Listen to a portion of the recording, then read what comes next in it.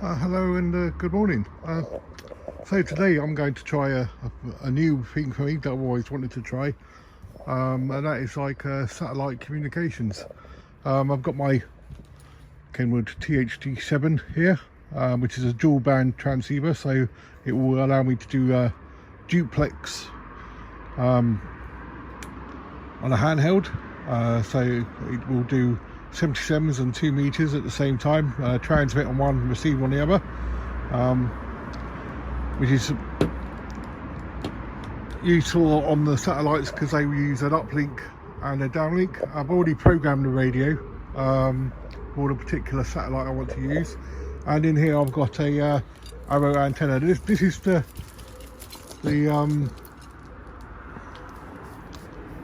it came delivered in this, and I cut it down. I use a bread saw to cut it down, and that's keeping it nice and tidy. I'll get a carrier bag or something to go over the top. And yeah, but anyway, I think I've spilled the antenna now, and I've already tried it once indoors, and it was all okay. So yeah, I'll get the antenna set up and get ready for the pass, which is a little while off yet, but nothing like being out here a little bit too early just to get things up and going. So yeah, join you in a bit.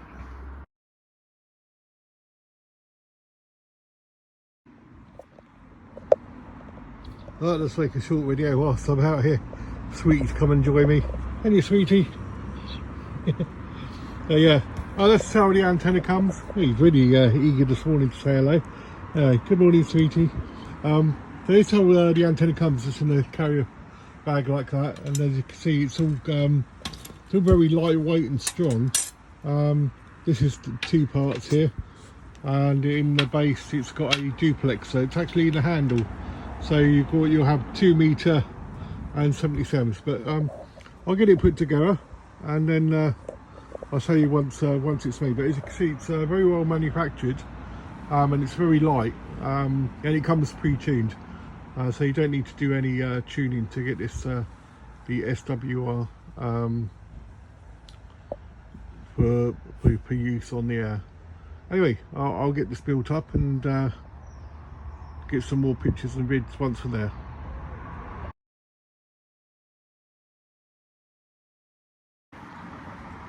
So as you can see, I've got the antenna put together. It's pretty straightforward. Obviously there's 3 2-element beams. I always start with a driven element, touch that one first, and there's only 2 other parts to get right. So obviously the larger one is going to be at the back and director at the front, and then with the 77s, it's again, I started at the input feeder and then worked my way down. It's got like 1, 2, 3, 4, 5, 6, 7 elements in total. First going to be your reflector, these are your directors, and these 3 are the same size. That's a tiny bit bigger, and then but it's all quite clear. Didn't take me too long at all. And the other thing is, like, obviously this comes with a BNC connector on it. The feeders are BNCs as well. So for my THD7 you need a BNC to, forgotten what kind of connector that is now, but as you can see, one of those goes on a THD7. So yeah, I'll get that hooked up, and I then will check out what time the passover is. I've only got one satellite programmed in. I've read up about it, found out what frequencies are, and I've seen what the next pass is. It's relatively low, so I mean, I think my personal objective is just to hear it today. If I can hear it, I'll be really happy. If I get a QSO in, even more so. But yeah, just one step at a time. I've seen people with more experience than me on YouTube trying this, and they've not been able to do it. So yeah, first things first, let's just get this hooked up and have a look at what time the next what time the satellite comes over.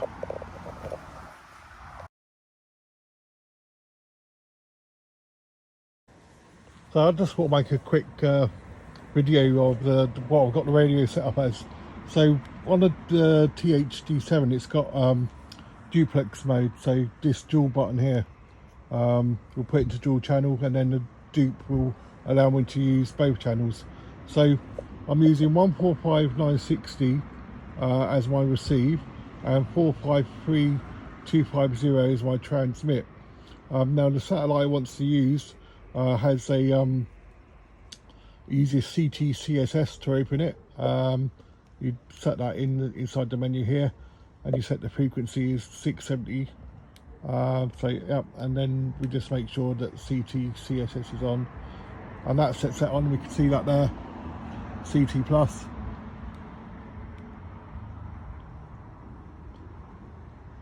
And what other settings are relevant? Tone off, step. Okay, so to get this THD7 so it could tune into the right frequency, you have to make sure in the step it's in the right steps. Obviously this, I think that it does like 1 kilohertz, 2.5, even up to like 20 kilohertz steps. So you need to get the step into the right setting. On a modern radio you can probably just type this in on the handset, but with this being a little bit older, you have to put the step frequency in. So remember that if you can't get to the right frequency, put the steps in right, and then you can get to the frequency that's needed for the satellite.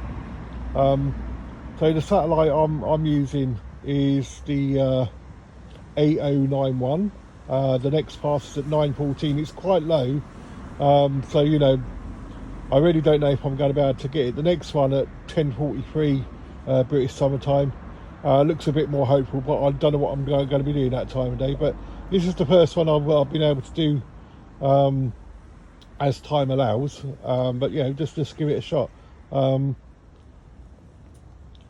Yeah, let's see how we go. So yeah, got a little while to wait yet. I might put the THD7 on charge. Oh, one other thing I need to point out as well, at the moment you can see that my THD7 is set to high power. With a satellite you don't want to be using a lot of power, so I'll change that now. So I think it's function and memory, isn't it? There we are. So it's in low power. Yeah, you don't need a lot of power on satellites.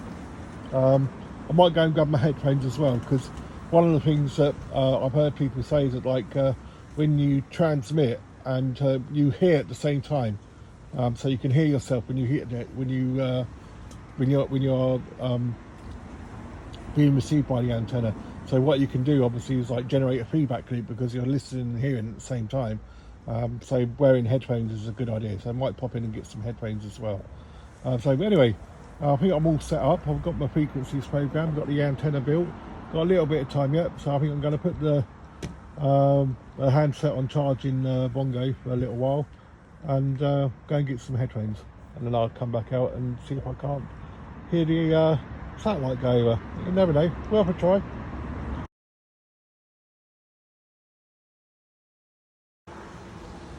So just a quick one.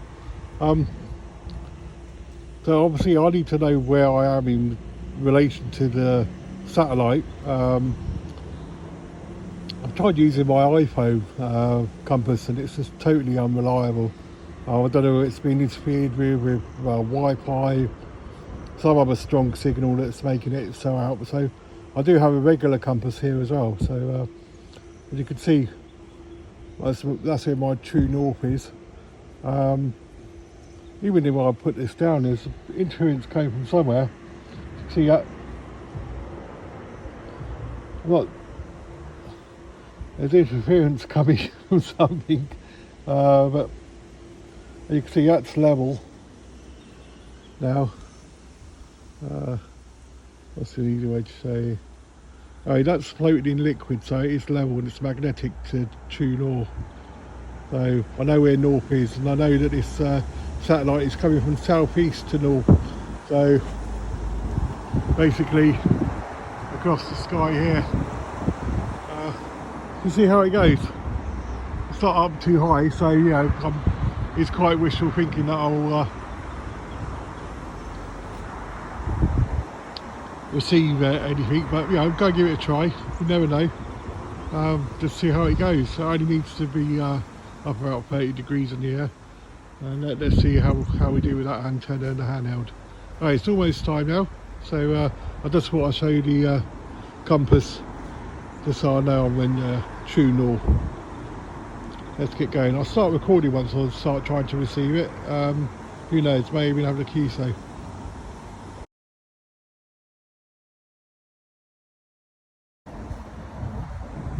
I've got it set up all nice and comfortable, got the radio ready, not turned it on yet because it's still a few minutes to the pass going over. Made sure all the connection's okay and all the parts of the antenna on there nicely secure. Got my radio set up, so obviously there will be a Doppler effect as the satellite goes over, so I've tuned the receiver for optimum when it's at its optimum height, because I think it's already quite low when I'm getting it today on its first pass. So I've just gone for the optimum frequency if I can hear it from there. It's quite a short pass as well, being only 9 minutes, but let's give it a try. So obviously I know my QTH Maidenhead grid locator, it's AO-91 that's with the things that people want to hear if you do make a QSO is your call sign and your location, so they can work out where you are. You don't need to call CQ, you just need to say your call sign and then where you're going or where you are. So yeah, little while yet, a few more minutes, but yeah, readily excited and hoping I can pick up my first satellite, and if not, maybe even try have a QSO. But yeah, I'm being realistic. I know it's pretty low in the sky and it's my first time ever doing this, so let's just see how we go.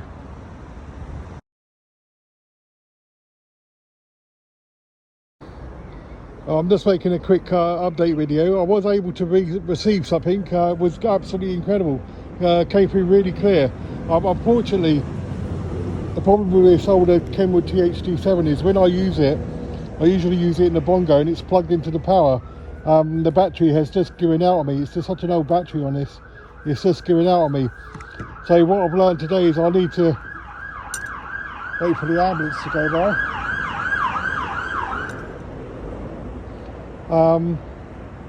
And find the battery pack. I do have a portable battery pack for the THD7 just to run it off batteries whilst I'm doing satellites, so I think that'd be more reliable. But the important thing was I was able to receive the satellite, no problem whatsoever. I could hear it without any issues, even with it being that low down. I think I will buy a digital voice recorder, because like the speed at which the people were saying their call signs, although quite legible, was really difficult. So I think that's one of the things that people are saying is like they don't kind of write down or memorize the call signs, they record the whole thing. So I think that's definitely something I'm going to be doing going forward. But unfortunately I didn't record a QSO because the battery ran out, and I did try going from the bongo, but I couldn't get the phone and the camera, the phone and the receiver in at the same time. But I assure you, it did work, and it was really exciting just to hear on FM on the signals coming in from the satellite. So yeah, first small step was there. I've learned something, so I need to find a battery pack for the Kenwood, and then I need to find a digital voice recorder so I can record the QSOs. Also I need to find a way, an adapter that comes out of the speaker socket here, and a splitter, so I can put my headphones in as well. So then I can record into the digital voice recorder and also listen on my headphones. This socket's quite small, so I need to go and find out what size socket is on there. But my first attempt, just coming out, listening with the satellite really low, I'm happy, man. That was really exciting just to be able to hear a satellite. Never done it before, first time. It's progress, so yeah, good stuff. So next time, headphones, battery pack, and voice recorder. Anyway, hope you enjoyed this, and I hope it inspires you to go out and try new things with your radio. Looking forward to the next one. Hopefully I'll make a QSO. For now, this is 2 Echo 0 Foxtrot Whiskey Echo, wishing you 73s. Bye for now.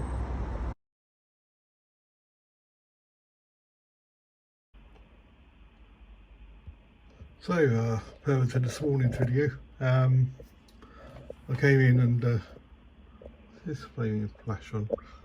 Anyway, I came in and tried to find a battery pack that takes AA batteries for the THD7, and put that on it. That wasn't working either. So it could be the connections here, or it could be the connections in the battery pack. But I thought, at the end of the day, I know this runs off DC because that's what I use in the bongo with it. So I thought the best way would be to find